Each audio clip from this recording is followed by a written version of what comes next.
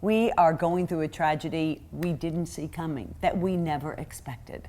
Dr. Nick is here to help us rebuild and repair our mental anguish and our mental flood that this caused. Good to see you. Well said, Whitney. Mental flooding. And when we face disaster, the first impulse obviously is the survival instinct. Yes. You know, the higher self, not that there's anything wrong with the lower self, because that's what's needed at this time. It's survival, which is what we did those first few days. It's flagging down boats. It's people jumping in their boats to go rescue people they had never seen before, may never see again. Yeah, the stories are just almost infinite of people waving and somebody coming by in a boat and getting them out. I know that because it happened with a member of my in-laws side of the family.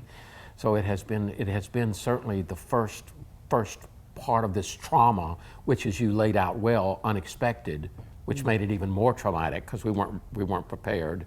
The depth and the breadth of it, that we never could understand it or where it was traveling. Remember, from Denham and Baker, Zachary, and then backwater flooding. Then the backwater flooding, then Gonzales and Prairieville, and then there are those of us who didn't get hit with anything, so we're the survivors, and the guilt that comes from that.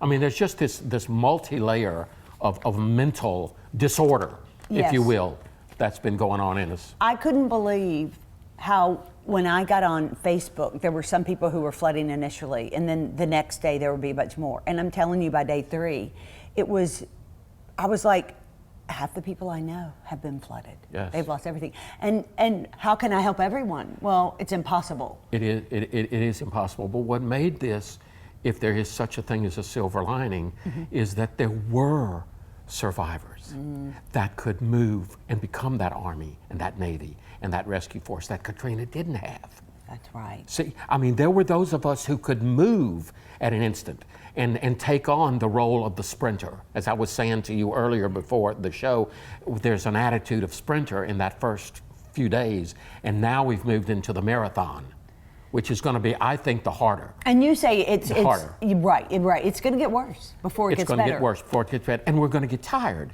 and the adrenaline's going to start slowing down, and the anger's going to start coming out. Because the first part, remember we talked about this several weeks ago, the first response is fear.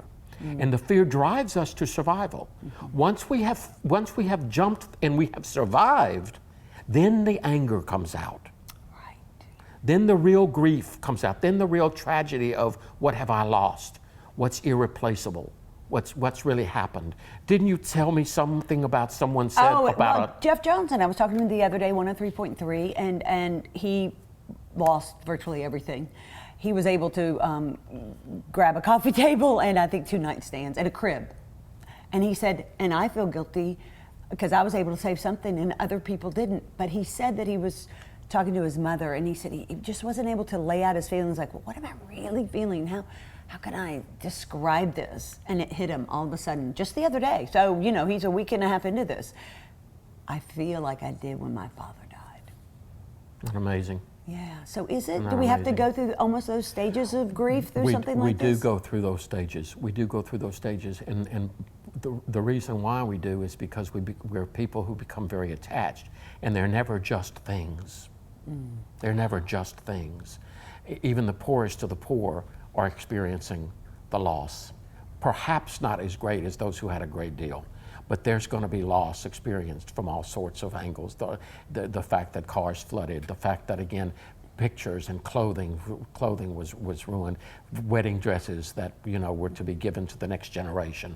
This is really a tragedy that demands, I think, a tremendous amount of compassion on the part of all those who are helping. But what makes it even more difficult is that those who are helping are very often the people who have been struck. First responders lost homes. Right. Police lost homes. Fire people, lost homes. Even news media were out there. Even news media covering other people's homes flooding as theirs was taking on water. I was watching yesterday. I said, you know, the hits keep on coming. We lost so many police cars.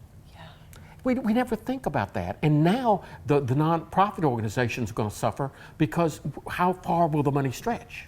Well, right, and the food bank, for example. Food bank, Salvation Army, they were both flooded. Oh, yeah. But these are the realities that face us. You know, the real questions that I think that are important to me is how we're going to move forward, and how we're going to rebuild, and how we're going to catch ourselves from what we call the co-occurring disorders, the more substance abuse, the high anxiety, the triggers, the drug use, you know, the misdirected anger.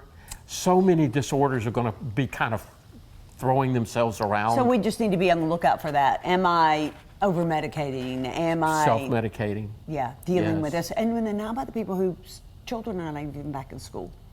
And for some, it's going to be much longer. I'm sorry to laugh. No. You told me my kids aren't going back to school till next week. I said, are you going to survive it? I know. Well, they were going back, you know, one day, and then it was the next day, and then by Wednesday, they were like, it's going to be next week. I'm like... But you know, that's part of the rebuilding is the humor. It Yeah. really, we could never have enough of it. I mean, we really do have to just sit down and laugh, I even know. as we cry.